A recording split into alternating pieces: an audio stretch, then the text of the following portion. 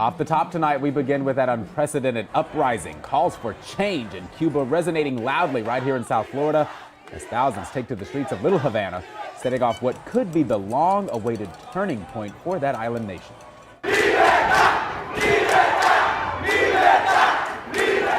All of this mirroring the movement going on in the country right now. Cubans on the island demanding freedom and help amid a humanitarian crisis.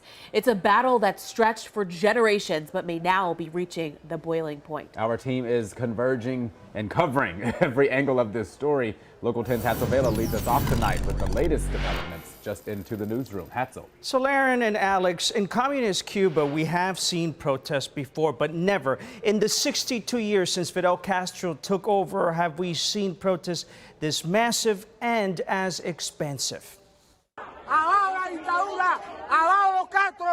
Down with the dictatorship, down with the Castros. Not sound from Miami, but from Havana.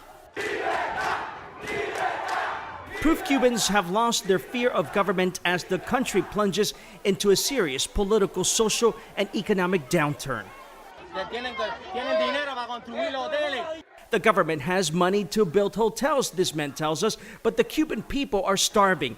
Lack of food, medicine, an out-of-control pandemic, and a failing state-run economy are partly the reason thousands of Cubans are taking to the streets. Throughout the day, the videos kept popping up on social media. It seems like the first social outcry started in San Antonio de los Baños, a small town 20 miles south of Havana. Then we heard people took to the streets in Matanzas, Palma Soriano, Bayamo, Santiago de Cuba, and in Havana. This is video from the famous waterfront Malecón, where you hear people chanting. This man tells the camera it's over, likely talking about the 62-year-old revolution. People chanting freedom. At times, Cubans without fear confronting the police, and the fight seen here. In this video, Cubans turn over a police car. Hundreds also seen at the center of town near the historic Capitolio building. El pueblo salió a expresarse libremente y están reprimiendo y están dando golpes y eso es inadmisible. This Catholic priest told us Cubans simply came out to express themselves freely and they're oppressing and beating people, adding this was unacceptable. Despite years of religious oppression, today in the town of Bejucal, also south of Havana, we saw people gather around the image of the patron saint, La Virgen de la Caridad, while asking for freedom. The government is cracking down, arresting many and sending out the military to patrol the streets. Cuba's president blames the protest on U.S. intervention. Y por eso también aquí estamos convocando. And urges pro-government revolutionaries to take to the streets and counter-protest. And so some tonight are telling us that's concerning. My sources in Cuba tell me they fear that this call to action by the president is simply pitting Cubans against Cubans, and there could be bloodshed, they say.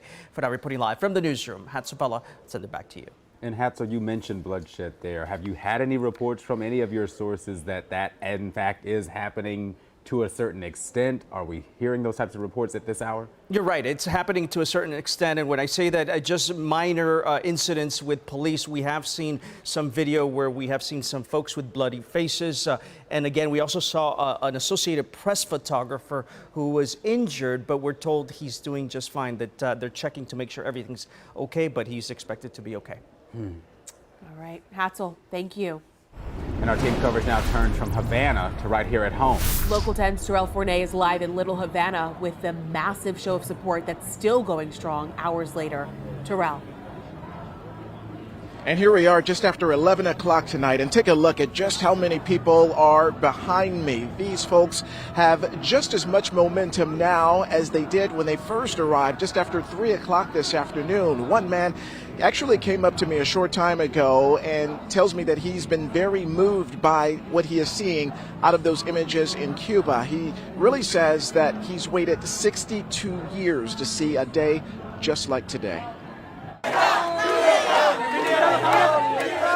Their message is just as symbolic as it is meticulous. The Cuban people have been demanding human rights for 62 years. It's been a long time coming.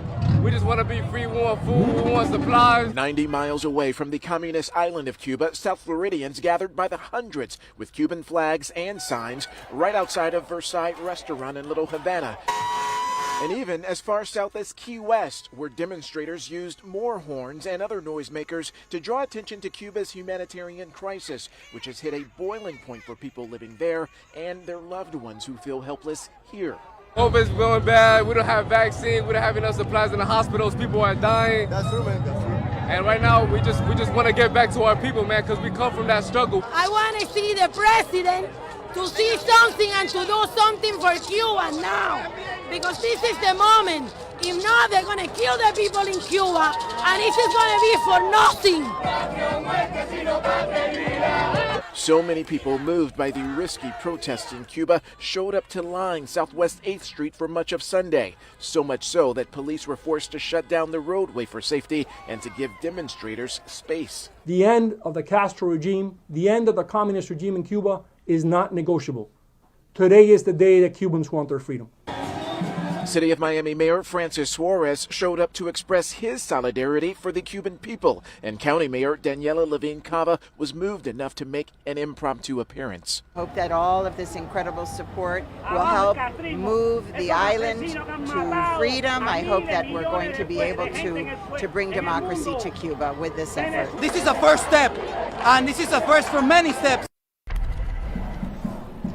First of many steps, because change does not happen overnight, but people here are really optimistic that this really is the dawn of a new day for the people who live in Cuba. The City of Miami Police Department, they have been out here in force, rerouting traffic around this area and keeping an eye on the crowd. In fact, as of right now, Southwest 32nd Avenue, between 32nd Avenue and 37th Avenues remains shut down here along Southwest 8th Street. So it's unclear how long the folks will be out here continuing their demonstrations, but we will certainly have another update for you on the Local 10 Morning News. For now, that's the latest live from Little Havana. I'm Terrell Forney, Local 10 News.